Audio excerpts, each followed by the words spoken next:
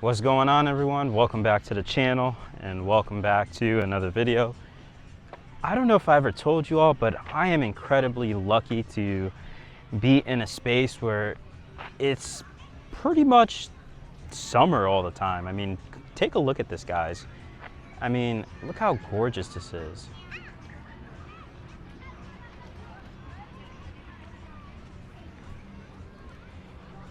So as you all can see, I'm in a very beautiful park.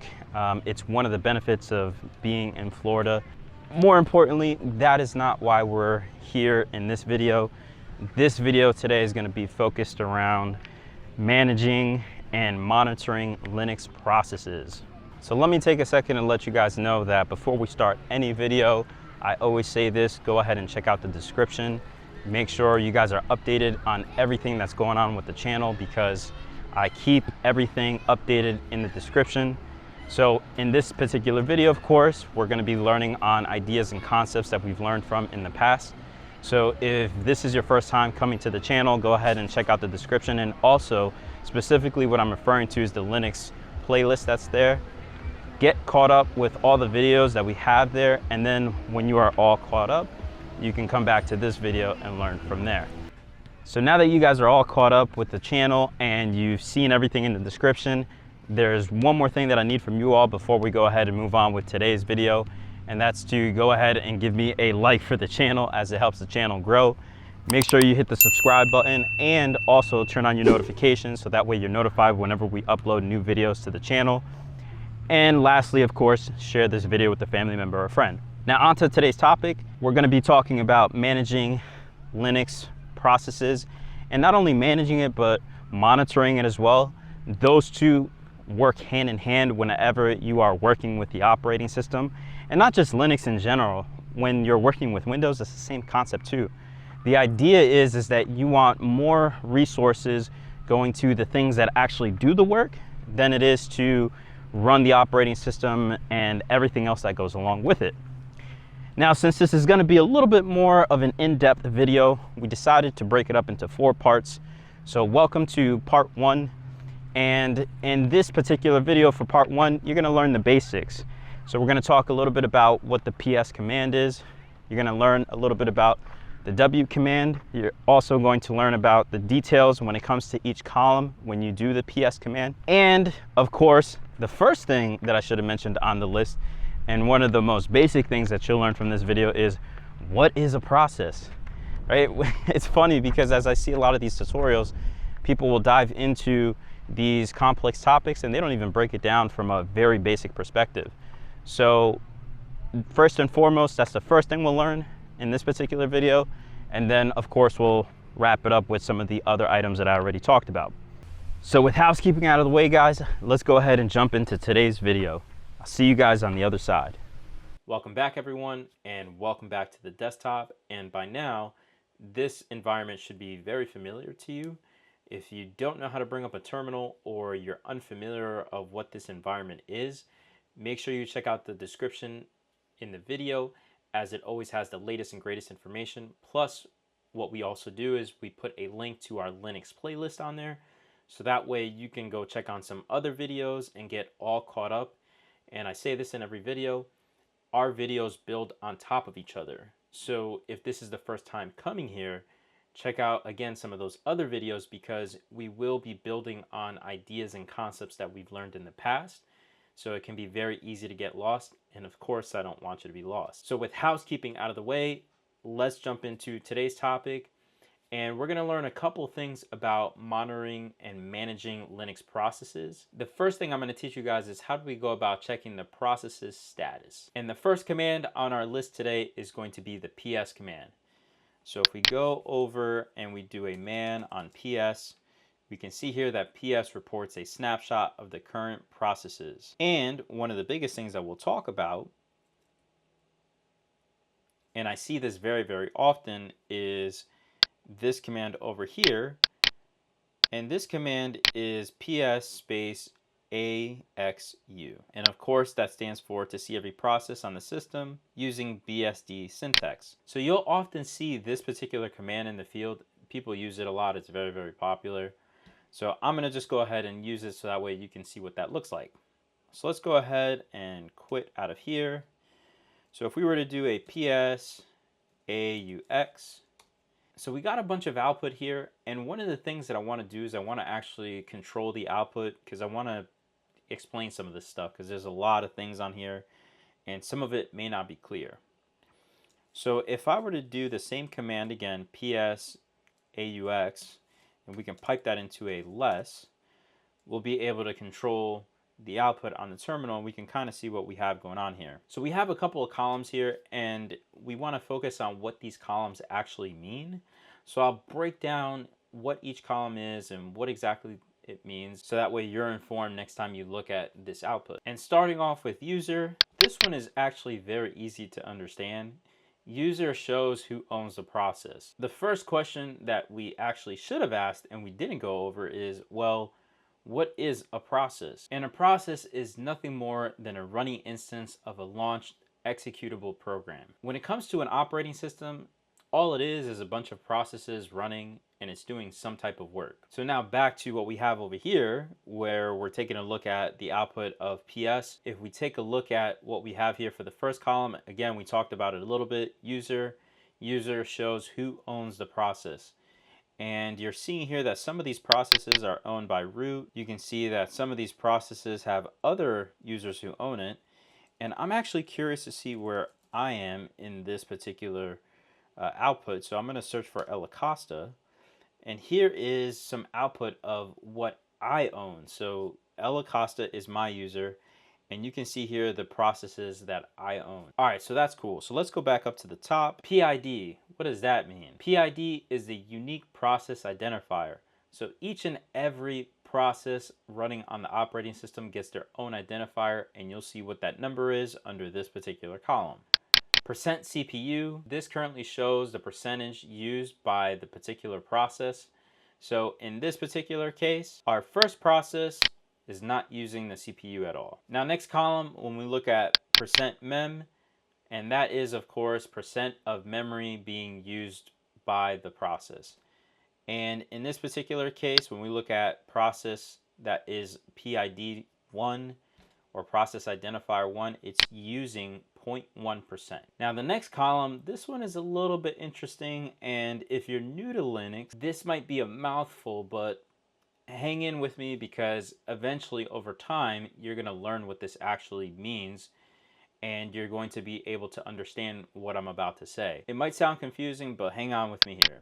Now VSZ, all this stands for is virtual memory size.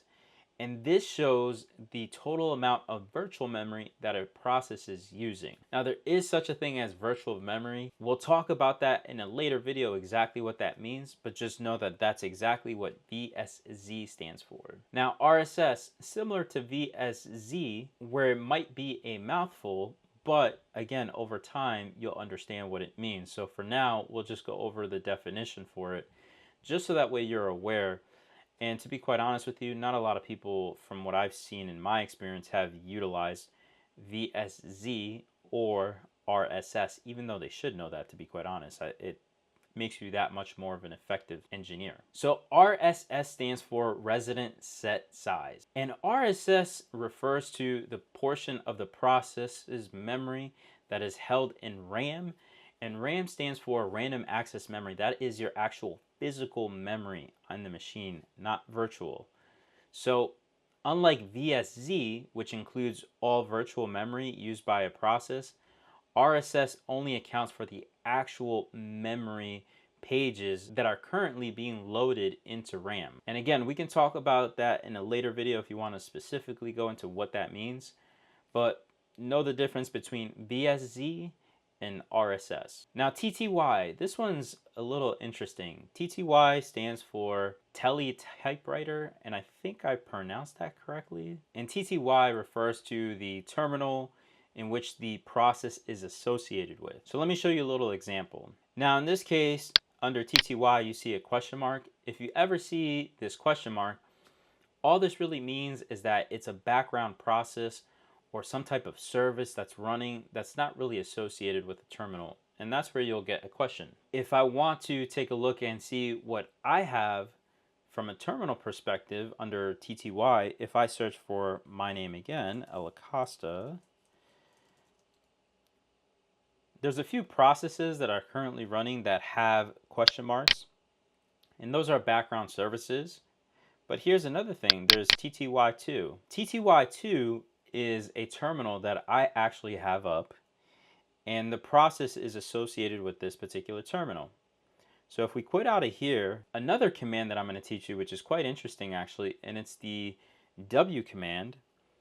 W command tells you who is actually logged into the machine, and it also gives you what their TTY is. So if I were to do a W here, well, what do you know? You can see that I'm logged into the machine and I'm logged into TTY2.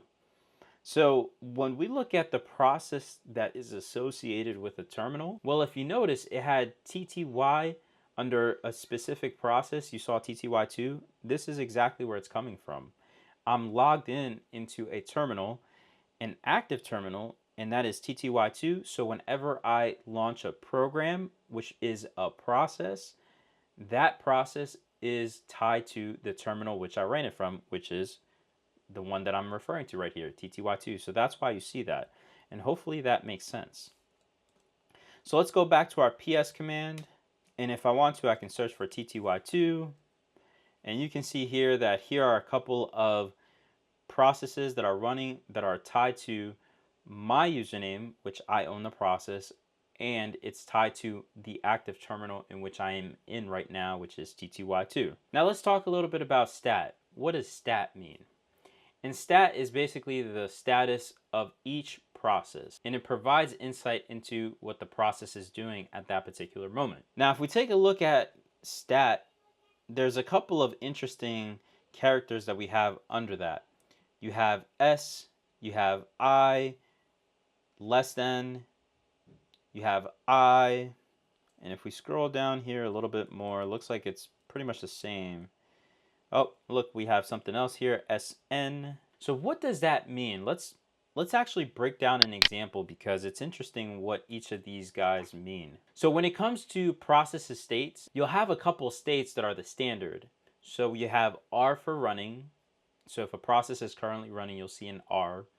If a process is in the sleeping state, you'll see an S. If the process is in uninterruptible sleep, you'll see a D. If you have a zombie process, you'll have a Z. If you have an I, that basically stands for idle. And if you have a stopped/traced process, you'll see a T. And if you ever want to go into what those processes state actually mean, leave me a comment in the comment section below, and I'll make a video on it if everyone is interested. But for now, your homework is to go out and research what those processes state actually mean. So now if we take a look at the stat column, and we see here that we have the first character, which is your process status. The next character here, this is what we call an additional modifier. And you might be asking, well, what do these mean? If you have a less than, that means that it's high priority. If you have N as in Nancy, that stands for low priority. If you have L as in Larry, that stands for locked in memory. If you have a lowercase s as in Sam, that is a session leader. If you have an I, that stands for multi-threaded. If you have a plus on there, that stands for foreground process group. Now let's go through some of these examples just to see how this looks. So if we were to take a look, this process is an S, so that means that it's sleeping. If we take a look at this one, this is an capital I, which stands for idle. And because it has that less than sign for the additional modifier, it means that it's a high priority idle process. Here's another example. We have this process here.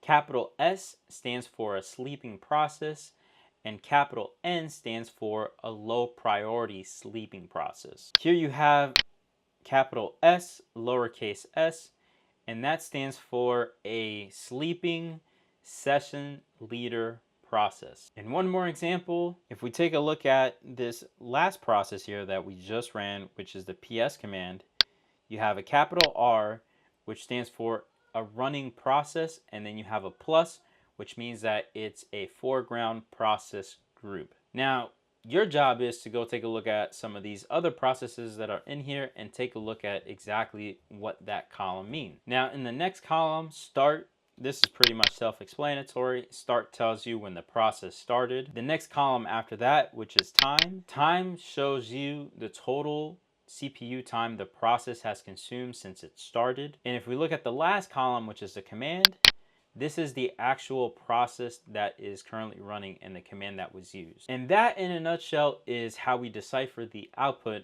of the PS command. So welcome back everyone. Great to see you back.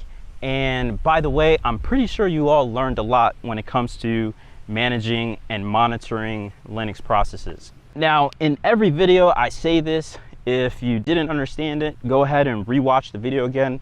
Practice makes perfect. Remember, I didn't know this when I first started and some of it was very, very confusing. So hopefully you guys rewatch the video if something wasn't clear. Also, leave me a comment in the comment section below and let me know if something wasn't unclear or if you guys love the video. I mean, again, I feed off of your energy. And if I'm doing an awesome job, guys, let me know in the comments below. Now stay tuned to the channel as we're gonna upload more videos on engineering, tech, and finances.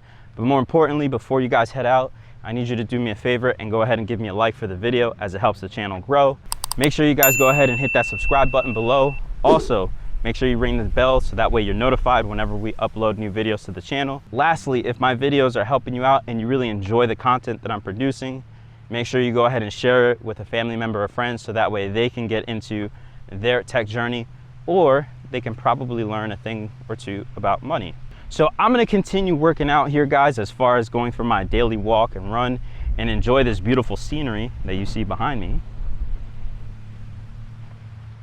And you guys stay tuned to the channel. Go ahead and practice as well what you learned today. But most importantly, I will see you all in the next video.